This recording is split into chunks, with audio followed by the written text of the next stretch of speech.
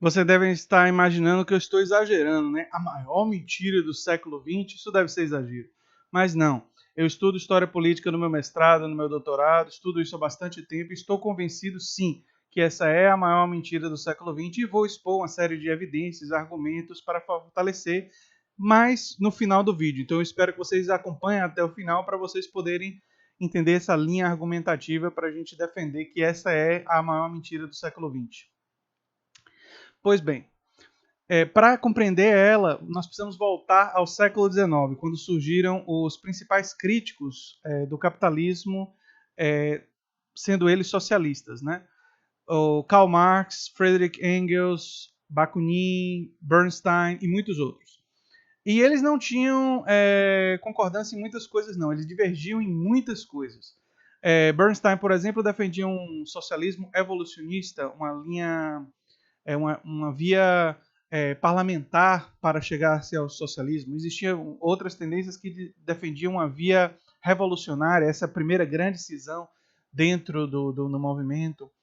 E existiam muitas outras diferenças. Bakunin, por exemplo, tinha uma defesa mais anarquista. Os próprios anarquistas se dividiam entre anarquistas sindicalistas, anarcocomunismo. Os chamados libertários de esquerda tinham uma variedade grande de posições. Alguns, inclusive, adotavam o nome de social-democratas, que no século XX passou a significar outra coisa. Mas, enfim, toda essa diversidade. No entanto, existia uma relativa unidade no que tange à caracterização dos sistemas econômicos. O que é o que eu quero dizer com isso? A compreensão dos sistemas econômicos, feudalismo, capitalismo, socialismo, havia um certo acordo, ou seja, as pessoas concordavam que esses sistemas tinham esses nomes e tinham essas características por uma série de motivos. Reparem só. O feudalismo, ele se chamaria feudalismo porque o senhor feudal tinha poder sobre os meios de produção, ou seja, sobre a terra. Então ele decidia o que era produzido, como era produzido, quem produzia, enfim. E aí estabelecia relações com os servos. Então o feudalismo recebe esse nome porque é o senhor feudal que tem poder, essa característica fundamental, a categoria fundamental, tinha poder sobre o meio de produção fundamental naquela época, que era a terra. O capitalismo, que passou por um processo gradual de substituição do feudalismo, foi o sistema econômico em que os capitalistas, os burgueses, enfim, comerciantes e tal, passaram a gradualmente ter controle sobre os meios de produção, não só sobre a terra, mas com a Revolução Industrial, sobre as fábricas, enfim, os negócios e tudo mais. E aí estabelecendo a relação não mais senhor-servo, mas patrão e empregado. Né? Mudam, ainda há fundamentalmente uma hierarquia, só que ela muda de características, e são transformações relevantes. Né? Então os capitalistas dão nome ao capitalismo. E havia um certo acordo de que socialismo seria nessa linha, digamos assim, de diferentes sistemas econômicos, o sistema econômico onde a classe trabalhadora, onde o proletariado, chame como quiser, tem alguns nomes aí para a classe trabalhadora, né? Teriam o poder e o controle dos meios de produção. É aí onde a ideia de socialismo começa. Aí você pode ir nas tangentes, né? Socialismo, a social-democracia, anarcocomunismo, enfim, são variações de como construir esse sistema. Mas todos eles concordavam, todos talvez eu esteja já exagerando, mas a imensa maioria dos intelectuais da época, do século XIX, que eram críticos do capitalismo, defendiam que o ponto de partida é a classe trabalhadora ter poder sobre os meios de produção. Então isso seria socialismo. E isso é relevante para a gente porque a gente agora vai para um episódio concreto e não apenas teórico, que é a Revolução Russa. Bem, a Revolução Russa acontece em duas etapas. A primeira etapa, o czar é removido e tem um governo provisório de cunho mais liberal. E na segunda etapa, o Partido Bolchevique chega ao poder, né, na Revolução de Outubro. Pois bem, na Revolução de Outubro, ascende ao poder uma figura chamada Vladimir Lenin. E começam a acontecer uma série de reformas dentro da então União Soviética, né, passa a se chamar União Soviética, e Lenin percebe que o que eles estão fazendo é substituindo a oligarquia rural e os capitalistas por burocratas do Estado. Então Lenin chama isso de capitalismo de Estado. E ele passa a defender que o capitalismo de Estado, mais ou menos como Marx teria dito que era necessário apoderar-se da máquina do Estado para trazer o socialismo, como um passo intermediário para se chegar ao socialismo. De fato, Lenin escreve o seguinte: posto que não temos ainda forças para realizar a passagem direta da pequena produção para o socialismo, algum capitalismo é, portanto, inevitável como resultado elementar da pequena produção e troca. Logo, devemos aproveitar o capitalismo, dirigindo especialmente para a via do capitalismo de Estado, como laço intermediário entre a pequena produção e o socialismo, como um meio, um caminho e um método de incrementar as forças produtivas. Ele escreve isso em O Imposto em Espécie, na página 350. E existem uma série de outros textos de Lenin dizendo exatamente isso. E por que ele diz isso? Porque ele percebe que, naquele momento, o país tinha acabado de passar por uma guerra civil. A guerra civil dura, inclusive, até 1921, se eu não me engano. E uma guerra civil muito complicada. E foi, na opinião dele, devido à incapacidade, vocês viram que ele não tem forças ainda para realizar a passagem direta, né, para o socialismo, é necessário utilizar-se do capitalismo de Estado, que era o quê? Ou a gestão estatal de cima, ou a administração estatal de capitalistas privados com regulação, ou o Estado tomando as rédeas, principalmente isso, tomando as rédeas da produção e assumindo isso através de burocratas estatais. Mas esses burocratas, eles seriam uma via, um passo. Não seria o sistema socialista. Isso está claro nos textos de Lenin, ele é absolutamente claro em relação a isso. Pois bem, Lenin morre em 1924. E, antes de morrer, ele entrega para Trotsky uma carta, meio que testamento, enfim, uma carta em que ele critica Trotsky, critica Stalin, enfim, mas ele principalmente critica Stalin, dizendo que é um homem violento, perigoso, que não deve, enfim, que deve se tentar evitar que ele ascenda ao poder e tudo mais. Lenin já percebia que Stalin não era uma pessoa, digamos, confiável. Pois bem, Trotsky fica com receio de mostrar aquela carta naquela época, e a gente não tem como saber o resultado que haveria dele mostrar essa carta, porque poderiam dizer que a carta era falsa, ele poderia ter sido sumariamente assassinado, a gente não sabe. Ou a carta poderia ter ajudado a evitar que Stalin chegasse ao poder e a história do século XX seria completamente diferente. Enfim, não temos como saber. O fato é que ele não mostrou a carta, porque ele tinha um receio que isso causaria uma grande crise no partido. Depois ele se arrependeu amargamente e acabou sendo assassinado, inclusive, a mando de Stalin, por um cara chamado Ramon Mercader, já no México. Pois bem, e Stalin ascende ao poder. E Stalin ascende ao poder pegando um país em crise, defendendo a tese de socialismo em um país só, que era o que diferenciava ele de Trotsky, que defendia a revolução permanente e tal. E Stalin passa a gradualmente dizer que está em construção um Estado socialista. Mas faz isso sem que a classe trabalhadora tome controle dos meios de produção. E a máquina de propaganda do Estado, da União Soviética, passa a defender que é um socialismo. Uma das justificativas era assim: será que depois de o país ter sofrido tanto, você vai ter que dizer que o socialismo está no horizonte, que ainda é algo que vai se encontrar? Enfim, mas a intelectualidade sabia que aquele regime era capitalismo de Estado, era uma coisa absolutamente, enfim, havia consenso que era regime de capitalismo de Estado entre os intelectuais. Só que, e aí é que tem a grande mudança, na Constituição de 1936, né, já Stalin já tendo consolidado inteiramente o poder, o artigo 1 diz o seguinte: a União das Repúblicas Soviéticas Socialistas é um Estado socialista de trabalhadores e camponeses. Percebam que coisa curiosa. Lenin chamava de capitalismo de Estado, algo que eles deveriam utilizar como um meio, caminho para incrementar as forças produtivas, que deveria se aproveitar desse capitalismo para tentar construir o socialismo, né? A União Soviética, em vez de repartir o poder com a classe trabalhadora, passa por um processo de centralização, de concentração de poder dentro do Estado, dentro da burocracia estatal. E aí, em 1936, eles soltam essa, sem nenhuma justificativa empírica, que a União das Repúblicas Soviéticas Socialistas é um Estado socialista de trabalhadores e camponeses. O artigo 2 diz o seguinte: a base da organização da política da União Soviética consiste em sovietes de deputados das classes trabalhadoras que cresceram e se tornaram fortes devido à supressão do poder das mãos dos proprietários e capitalistas e à conquista do poder pelo proletariado. Isso simplesmente não é verdade.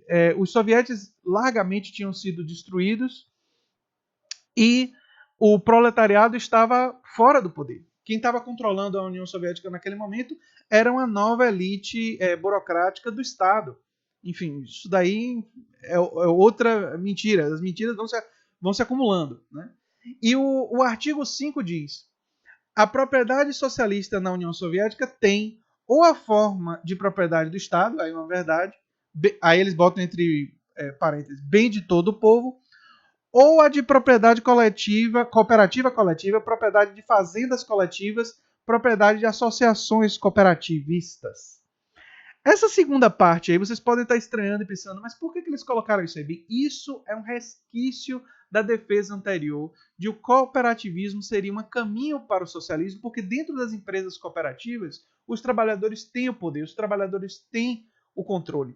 Então, vocês veem que eles botam a propriedade do Estado, dizem lá que é bem de todo o povo, enfim, mas no fundo é controlado por uma pequena minoria, também uma hierarquia, agora burocratas do Estado e trabalhadores, quer dizer, eles reproduzem o processo hierárquico que diziam combater, e dizem que ainda tem um resquício ali da propriedade cooperativa coletiva, mas que com o tempo vai ser quase que totalmente eliminado, vai ser bastante reduzido, e o que vai ficar mesmo é a propriedade do Estado.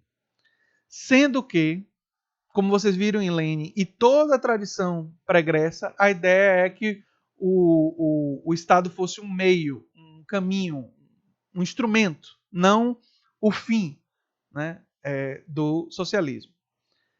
E vocês podem estar se perguntando, tudo bem, André, mas a gente poderia dizer que não é uma mentira. Stalin reinterpretou o socialismo à sua forma e o regime stalinista, claro que quando eu estou falando de Stalin eu não estou falando apenas do indivíduo, mas estou falando de toda uma administração. O regime stalinista ele teria uma outra interpretação do socialismo, assim como existiam no século XIX várias interpretações, e no século XX houveram outras ainda. Mas tem um problema aí. Stalin tinha conhecimento dos escritos de Lenin e não houve nenhuma alteração significativa, ou seja, não saiu das mãos dos burocratas do Estado. Então, ele diz isso para iludir a população, usando do poder do Estado. E, na verdade, duas grandes máquinas de propaganda, a máquina da União Soviética e a máquina dos Estados Unidos de propaganda, passaram a caracterizar a União Soviética como um Estado socialista e que socialismo era aquilo ali. E, mais do que isso, a União Soviética passou a patrocinar movimentos revolucionários anticapitalistas pelo mundo, condicionando a ajuda, em grande medida, a uma adoção de seus princípios, de sua visão de mundo, de sua perspectiva, criando o que eu chamaria de derivações stalinistas. Ou seja, que o regime stalinista ele se espalhou pelo mundo através de variações, como o castrismo, né, como a Revolução Popular na China, o maoísmo. E esses outros regimes que vieram depois, eles surgem um mundo o mundo pós Revolução de Outubro de 1917, um mundo em que a grande potência socialista, né, entre aspas, era a União Soviética. Então eles influenciam todos esses outros países a adotarem a sua perspectiva, transformam em derivações stalinistas. Aí agora vocês podem estar me perguntando, mas André, por que essa é a maior mentira do século XX? Por que a mentira de converter capitalismo de Estado em socialismo, que foi o que o regime stalinista fez, é a maior mentira do século XX, porque ela afeta todas as nossas discussões sobre política. Mitterrand, há um tempo atrás, quando ele estava no governo lá na França, e os partidos socialistas de lá controlavam todas as esferas do Estado, ele disse que a França era um país que tinha atingido o socialismo. Mas qualquer observador um pouco mais atento diria, não. A França é um país capitalista que tem uma série de políticas sociais de inspiração socialista, né? Que são políticas de capitalismo de Estado, em um país democrático, é verdade, mas não é um regime socialista. Mas por que eles diziam que era socialista? Porque eles tinham a compreensão de socialismo como a expansão de políticas estatais, como a União Soviética tinha feito. Quer dizer, de certa forma, o legado do stalinismo chega aos dias de hoje, mesmo em países não totalitários, democráticos, e que se inspiraram para fazer políticas sociais. É possível dizer, sem dúvida, que políticas sociais que buscam produzir maior igualdade de oportunidades, políticas sociais que buscam trazer para os direitos de cidadania maior igualdade, como sistemas universais de saúde, sistemas universais de educação, políticas sociais de emprego, incentivo enfim, todas essas coisas, a expansão da previdência, dos direitos trabalhistas, são conquistas de inspiração socialista, que partidos socialistas contribuíram e tal. Mas para ser algo em direção ao socialismo, teria que ser incentivo ao controle dos trabalhadores dos meios de produção. Então poderíamos dizer, por exemplo, que existem até alguns países fazendo incentivo atualmente de expansão de uma perspectiva socialista, mas esses países que estão fazendo isso são países como Espanha, com a expansão da cooperativa de Mondragon, a Itália, com suas políticas de maior participação dos trabalhadores em expansão de cooperativas. Isso daí é socialismo, como diria o americano economista Richard Wolff, que eu recomendo que vocês assistam os vídeos dele, leiam os textos dele, que está defendendo basicamente isso. E na visão dessas pessoas que defendem a expansão do cooperativismo, é isso que o socialismo vai ser da agora em diante. Então a queda do Muro de Berlim teria sido até uma coisa boa para o socialismo, no sentido de que aquela versão do socialismo stalinista, que na verdade, se nós examinarmos a história, não era a construção do socialismo, não é que não era o verdadeiro socialismo, não é falácia do escocês, nem nada disso, do verdadeiro escocês, não é nada disso. Um pré-requisito, a base, o ponto de partida do socialismo é o controle dos trabalhadores dos meios de produção. Se você não atinge isso, né, você não atinge o socialismo, como muito bem disse Lenin, lá atrás. Com todas as críticas ou divergências que nós possamos ter de Lenin, os textos de Lenin são absolutamente claros em relação a isso. Não havia socialismo ainda. Era um projeto a se construir. Né? As evidências dos textos de Lenin estão aí. Ele é absolutamente claro em relação a isso. E todas as evidências da política daquela época, que quem tomou controle foram burocratas do Estado, não foram os trabalhadores de forma democrática, como era defendido principalmente pelas tendências libertárias de esquerda, especialmente as tendências anarquistas, mas não somente elas. A defesa do fortalecimento do poder da classe trabalhadora está em Marx, está em Engels, está em Bakunin, está em Bernstein, está em todos os socialistas. Eles defendem isso com diferenças em como chegar lá e o que fazer quando tem o poder. Então, essa é a maior mentira do século XX, porque essa modificou toda a nossa discussão com relação à política. E nós cometemos o erro de chamar de socialismo políticas que podem ter inspiração socialista. E o pior é que nós chamamos, às vezes, de socialismo simplesmente a expansão do Estado. Quando o Estado se expandindo para favorecer um capitalismo interno, não tem nada a ver com socialismo. Né? Então, o Estado crescer ou o Estado produzir só tem a ver com produzir serviços e tal. Ele só tem um pouco a ver com socialismo quando está criando políticas de caráter universalista. Então tem uma inspiração socialista. Mas o socialismo em si e em quase todas as versões que eu tenho conhecimento, a defesa do fortalecimento do poder da classe trabalhadora sobre os meios de produção. E no mundo de hoje, o grande exemplo disso são as empresas cooperativas espalhadas pelo mundo, né? Então essa é a maior mentira do século XX, que alterou toda a nossa discussão sobre política. Eu vou colocar os links, todas as evidências aí na descrição, para quem tiver curiosidade de ler. Quem quiser mais informações sobre isso e mais links, eu vou colocar. Tem muitas falas eloquentes de Noam Chomsky, de Richard Wolff, que nos ajudam a compreender isso. Tem inclusive uma palestra de Richard Wolff em que a minha fala aqui é parcialmente baseada. E é isso aí que eu tinha para falar com vocês hoje. Eu espero que vocês, se gostarem do vídeo, se inscrevam no canal, deem um like, compartilhem, que é muito importante para mim, e compartilhem para todas as pessoas para a gente começar a esclarecer essa questão política tão importante que afeta a gente, inclusive nos dias de hoje. Era isso, gente. Um abração.